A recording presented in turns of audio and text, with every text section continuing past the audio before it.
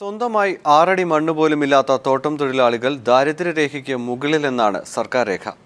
സ്ഥിരമായി വരുമാനമില്ലാത്ത തൊഴിലാളി കുടുംബങ്ങളെ APL വിഭാഗത്തിലാണ് ഉൾപ്പെടുത്തിയിരിക്കുന്നത്.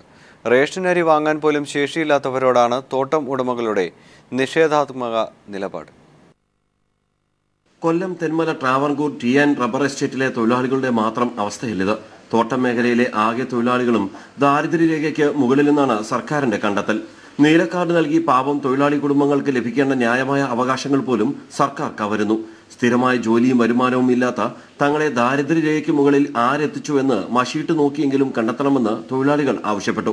3 കിലോ അരിശി, പച്ചരിശി, 4 കിലോ പുഴുങ്കരിശി, 1 ലിറ്റർ മണ്ണെണ്ണ ഇവിടുത്തെ ഉണ്ട്. വേറെ മാസം അത് 1 മാസமும் അത് കാണുമാ? അത് 7 കിലോ 4 കിലോ പിള്ള കൂട്ടിയ കാര്യം എന്നീവാ. ഈ 7 കിലോ അരി കൊണ്ട് ഒരു വീട്ടിൽ ഒരാളിരുന്നാൽ പോലും ഒരു മാസത്തേക്ക് തികയത്തില്ല. അപ്പോൾ 2-3 കുട്ടികളുള്ള വീടുകളാണ് എല്ലാ തൊഴിലാളികൾക്കും BPL കാർഡാക്കി മാറ്റി തരണം എന്നുള്ളതാണ് ഞങ്ങളുടെ ഒരു അഭ്യർത്ഥന.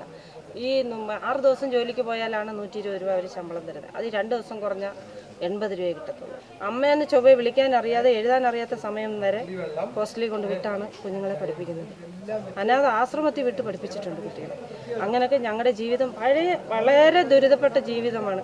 ഞങ്ങൾക്ക് ഇനിയെങ്കിലും ഒരു നല്ല രീതിയിൽ ജീവിക്കണമെന്നുള്ള ഒരു ആഗ്രഹമുണ്ട്. പണിമുടക്കുന്ന തൊഴിലാളി കുടുംബങ്ങൾക്ക് സൗജന്യ റേഷൻ നൽകാനും ജില്ലാ ഭരണകൂടങ്ങൾ തയ്യാറാവുന്നില്ല. തോട്ടം ഉടമകൾക്ക് വേണ്ടി വാദിക്കുന്ന മുഖ്യമന്ത്രിയും തൊഴിൽ മന്ത്രിയും തൊഴിലാളികളുടെ വോട്ട് ചോദിച്ചു വരേണ്ടെന്ന് അവർ മുന്നറിയിപ്പ് നൽകി. രാജ്കുമാർ, ന്യൂസ് ബ്യൂറോ, കൊല്ലം.